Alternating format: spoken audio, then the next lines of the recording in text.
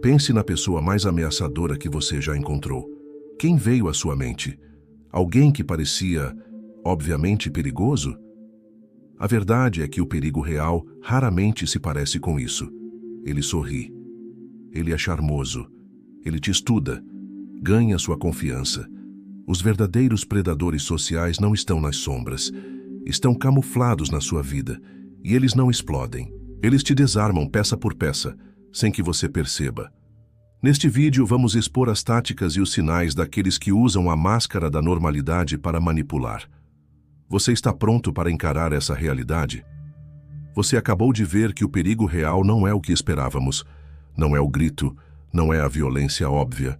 O que torna certas pessoas genuinamente perigosas hoje é outra coisa. É a capacidade calculada de se misturar, de se camuflar no nosso dia a dia, enquanto perseguem seus próprios objetivos. Elas te estudam, te espelham e lentamente te desarmam.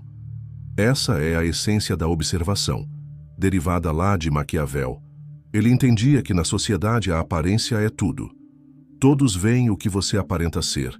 Poucos percebem o que você é, escreveu ele em O Príncipe. A percepção social pode ser manipulada para esconder a verdade. E essa intuição antiga, a ciência moderna confirmou. O Dr. Robert Hare, um pioneiro no estudo da psicopatia, documentou exatamente como isso funciona. Ele chamou de integração social predatória. Essa habilidade assustadora de apresentar uma fachada perfeita de normalidade, até de charme, de carisma. Tudo isso enquanto por dentro falta o que limita a maioria de nós, as restrições emocionais e éticas.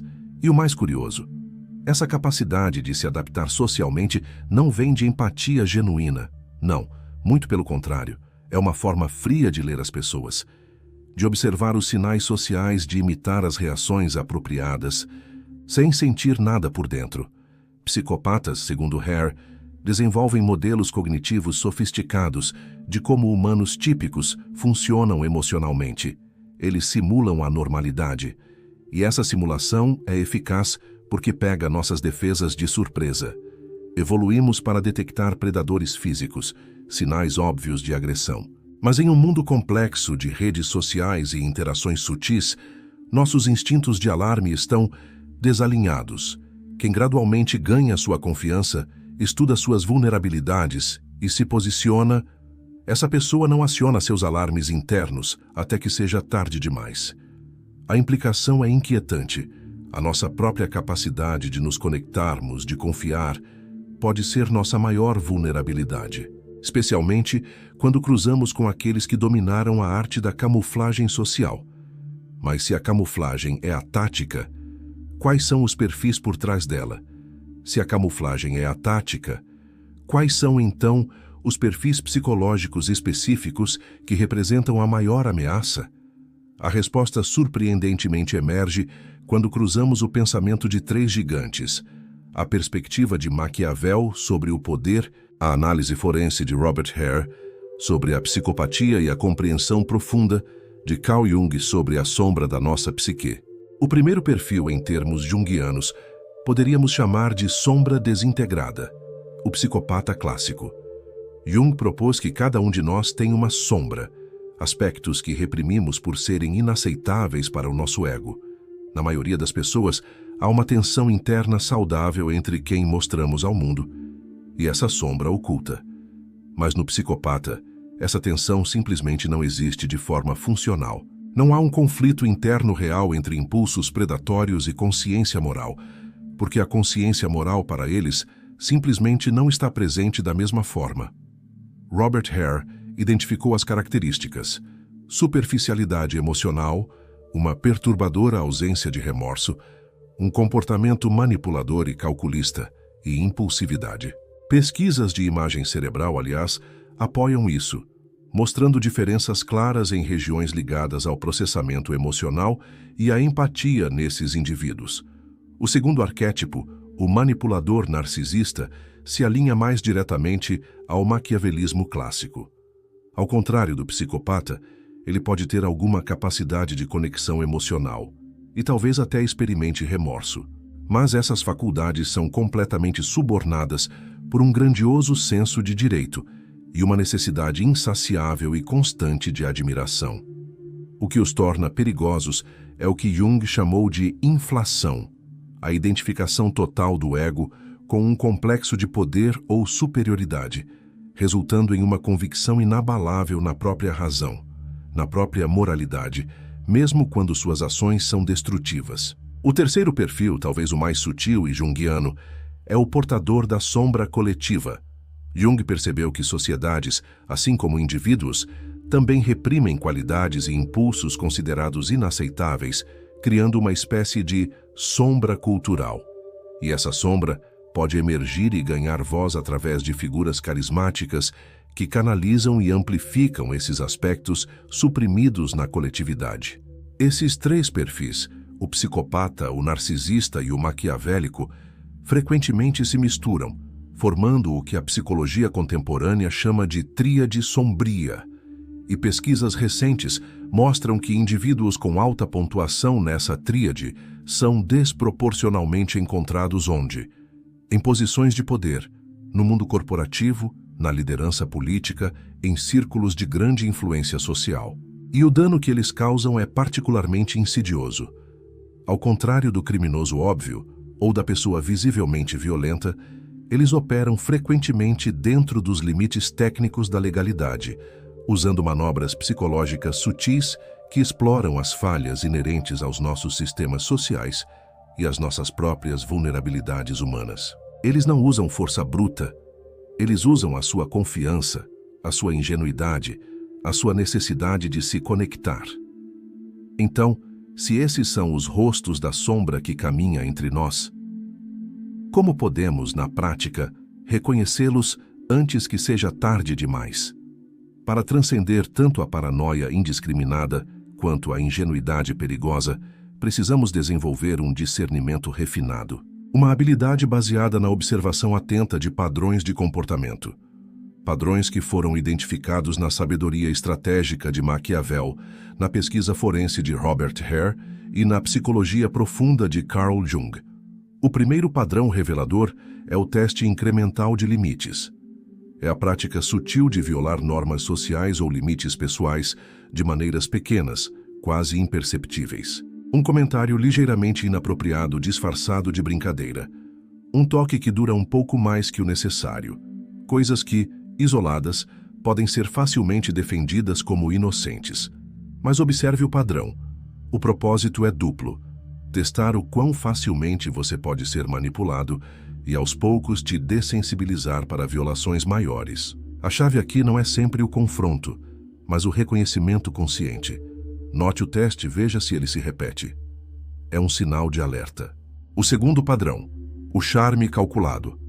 É aquela sociabilidade que parece espontânea e calorosa, mas na verdade é cuidadosamente calibrada. Falta a consistência interna do calor genuíno. Há sutis incongruências, talvez um sorriso que não alcança os músculos ao redor dos olhos, um timing ligeiramente desligado entre o que dizem e a emoção expressa. Nossa mente, confrontada com esses sinais conflitantes, tende a resolver a dissonância cognitiva, acreditando na fachada agradável. Queremos acreditar na persona que nos é apresentada, e isso nos torna cegos. O terceiro é o espelhamento exploratório. Eles adotam seus valores, seus interesses, seus maneirismos, não por uma forma genuína de conexão, mas como uma técnica para mapear suas fraquezas, seus botões emocionais. Ao contrário da sincronicidade natural que surge em relacionamentos saudáveis, este espelhamento é excessivamente preciso, quase artificial, e muda rapidamente conforme o manipulador adquire novas informações sobre você. É uma ferramenta de coleta de dados, não um elo. Um padrão particularmente maquiavélico é a triangulação estratégica, a prática de manipular a dinâmica de grupo para isolar potenciais alvos e aumentar a própria influência. Isso pode envolver elogiar publicamente alguém, enquanto o critica sutilmente para outros em privado, criando um ambiente de desconfiança mútua, onde a única constante parece ser a confiança no manipulador. E talvez o mais revelador de todos, o teste de utilidade. Observe como tratam pessoas que não podem lhes oferecer nenhum benefício estratégico imediato. Garçons, assistentes administrativos, pessoal de limpeza, aqueles sem utilidade em termos de poder ou recursos. O tratamento, quando o manipulador acredita que não está sendo observado por olhos importantes, pode ser radicalmente diferente. A chave é desenvolver o hábito da observação atenta, sem julgamento apressado. A presença de um ou dois desses sinais pode ser coincidência, mas uma constelação consistente deles, um padrão que se repete em diversas situações e com diferentes pessoas, isso sim merece sua vigilância máxima. Esses são os padrões de comportamento que você pode observar. Mas há também uma estrutura temporal mais ampla que marca suas interações. Um ciclo doloroso que se repete.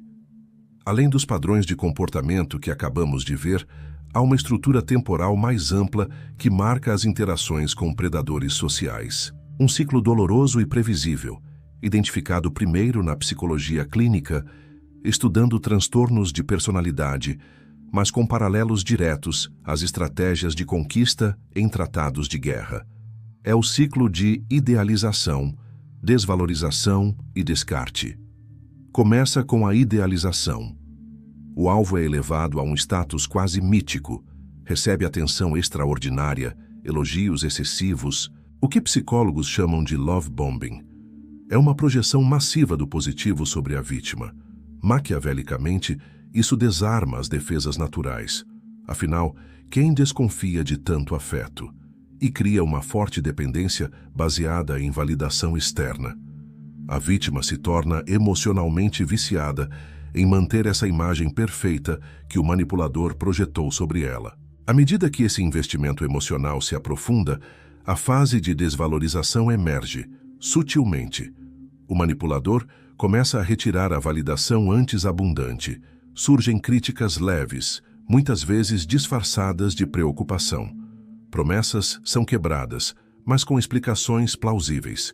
A admiração incondicional é substituída por uma aprovação condicional, que exige esforço crescente para ser obtida. Isso é extremamente desestabilizador.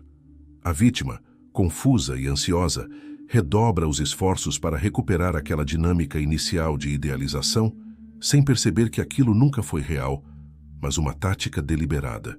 O manipulador mantém a vítima em um estado de insegurança, alternando imprevisivelmente entre momentos bons e ruins. É o reforço intermitente, a forma mais poderosa de condicionamento comportamental. A fase final é o descarte. Ocorre quando o manipulador decide que o alvo foi suficientemente explorado, não é mais útil ou se tornou um risco. O abandono é frequentemente abrupto, frio e sem explicação clara, deixando a vítima em choque, confusão cognitiva e angústia profunda. Em ambientes de trabalho, pode assumir a forma de um assassinato de reputação. E como estrategistas militares que mantêm tropas de reserva, o manipulador muitas vezes recomeça o ciclo com novos alvos, mas pode manter contato periódico com os antigos, praticando o hoovering, sempre de olho em uma potencial futura reexploração. Compreender esse ciclo é vital para a autodefesa. Reconhecer a idealização excessiva como uma bandeira vermelha, identificar as oscilações entre extremos de validação e crítica e manter uma perspectiva externa, mesmo quando emocionalmente envolvido.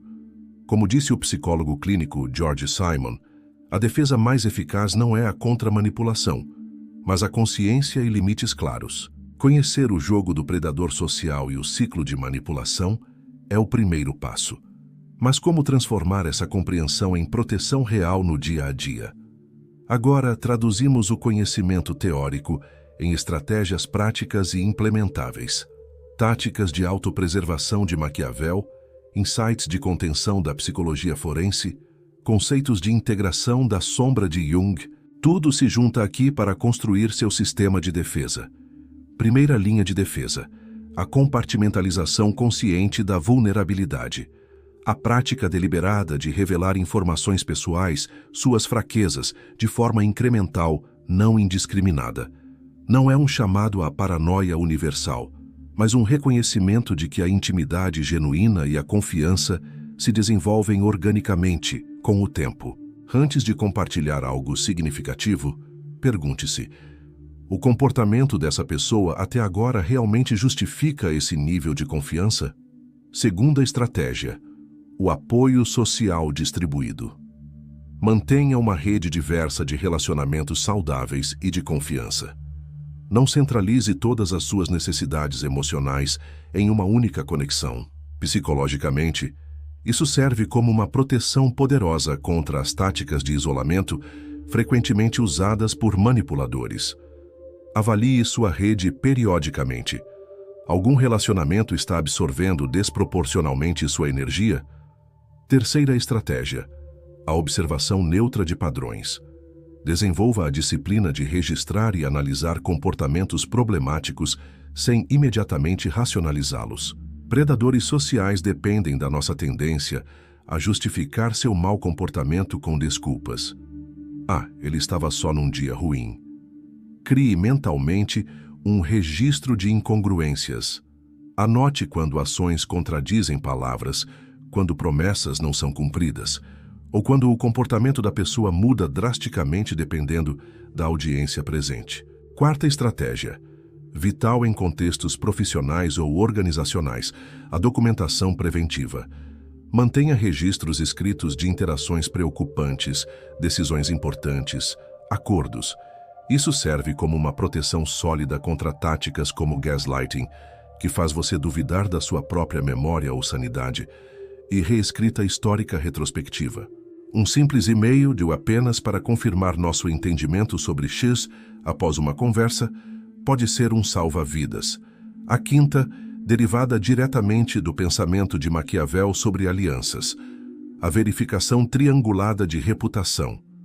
Busque informações sobre indivíduos potencialmente problemáticos através de múltiplas fontes desconectadas. Não é fofoca, é uma investigação discreta e focada. Como essa pessoa tratou outros em posições vulneráveis no passado? Como Maquiavel aconselhou, julgue um homem pela companhia de seus amigos. E a mais poderosa de todas, a mais profunda, ligada à obra de Jung, a integração da sombra pessoal. O processo de reconhecer e aceitar seus próprios impulsos sombrios, suas vulnerabilidades, seus pontos cegos. Paradoxalmente, quanto mais negamos a nossa própria sombra, nosso desejo de controle, nosso medo de abandono, nossa atração por poder, mais vulneráveis nos tornamos à manipulação externa. Predadores exploram justamente o que você não quer ver em si mesmo. Faça um inventário de vulnerabilidade. Quais necessidades emocionais não atendidas podem te cegar? Quais elogios você mais deseja ouvir? Quais inseguranças esconde? Quais botões emocionais suspendem seu julgamento crítico? Implementadas consistentemente, essas estratégias formam um sistema defensivo robusto. Permitem manter a abertura para conexões genuínas, enquanto reduzem drasticamente sua vulnerabilidade a indivíduos predatórios. Mas ir além da defesa passiva para uma verdadeira sabedoria, isso exige uma perspectiva transcendente. Essas estratégias defensivas são vitais e formam um escudo robusto. Mas focar apenas em se defender, em se fechar contra o perigo, pode te encolher. Pode, ironicamente, reforçar as próprias estruturas de medo que permitem a predação social, levando a uma vida limitada. Ir além da defesa para uma sabedoria verdadeira e uma vida plena exige uma perspectiva transcendente. Uma visão que combina os insights de Maquiavel sobre o poder, a profundidade de Jung sobre a alma e os conceitos da psicologia positiva. O primeiro princípio transcendente, a segurança informada, é o equilíbrio crucial entre estar vigilantemente consciente dos perigos potenciais e manter uma abertura fundamental à rica e complexa experiência humana. Como Jung observou, o crescimento psicológico mais profundo acontece justamente no encontro com o outro, e esse encontro sempre envolve um risco inerente. A pessoa que evita toda vulnerabilidade por medo de manipulação, no fundo, permite que os manipuladores controlem os termos de sua existência, criando uma vida contraída. A verdadeira sabedoria está na vulnerabilidade seletiva. Uma exposição controlada ao risco relacional, como uma expressão de coragem e agência, não de ingenuidade ou imprudência. Segundo princípio, reconhecer que predadores sociais não são apenas monstros individuais, mas frequentemente produtos de sistemas sociais patológicos. Maquiavel nos ensinou que instituições e estruturas criam incentivos comportamentais específicos. Em contextos onde empatia e integridade são sistematicamente punidas, enquanto manipulação e exploração são recompensadas, traços predatórios se tornam adaptativos. Jung veria isso como uma manifestação da sombra coletiva da sociedade, emergindo através de indivíduos predispostos. A transformação profunda, então, exige não só defesa individual, mas também a reforma dos sistemas que cultivam esse comportamento. Isso começa com a prática da liderança ética contagiosa, modelando integridade e estabelecendo consequências claras para a exploração, criando espirais positivas na sociedade. Terceiro princípio: a integração do que a psicologia junguiana chama de energia do guerreiro maduro, a capacidade de estabelecer e defender limites firmes sem ser consumido pela hostilidade, pela raiva ou pelo medo paralisante. Essa orientação combina força com compaixão. A prática da verdade compassiva operacionaliza isso. A capacidade de nomear o comportamento problemático diretamente e com clareza, sem demonizar o indivíduo. É manter a capacidade de reconhecer a humanidade fundamental do outro, o que o filósofo Martin Buber chamou de relação eu-tu, enquanto se recusa firmemente a permitir a exploração. Finalmente, a perspectiva mais profunda, que emerge da individuação de Jung, o desenvolvimento da personalidade total através da integração consciente da sua própria sombra interior. Paradoxalmente, quanto mais conscientemente reconhecemos e integramos nossos próprios impulsos sombrios, nosso desejo potencial de controle, nossa capacidade de manipular, nossa atração pelo poder, menos projetamos isso nos outros e, crucialmente, menos vulneráveis nos tornamos a indivíduos que encarnam essas qualidades não integradas em si mesmos.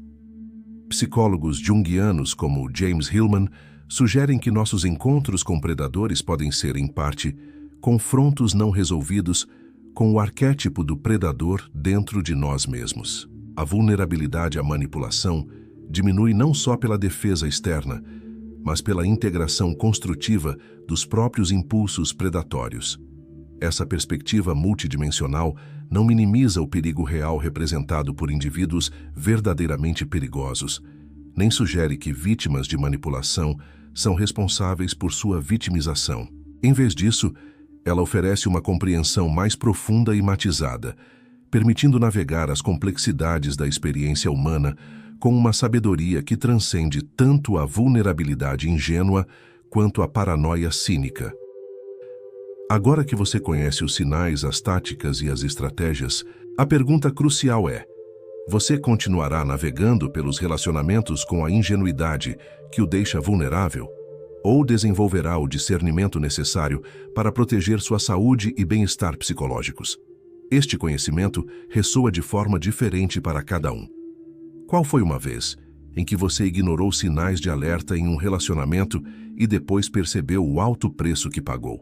Compartilhe sua experiência nos comentários abaixo. Se esta mensagem foi importante para você, escreva: discernimento salva vidas. Compartilhe este vídeo com alguém que também precisa aprender a reconhecer predadores sociais antes que seja tarde demais. Deixe o seu like se este conteúdo foi valioso para você e inscreva-se no canal para receber mais análises psicológicas que transformam a forma como você navega pelo mundo. Muito obrigado por assistir. Vejo você no próximo vídeo.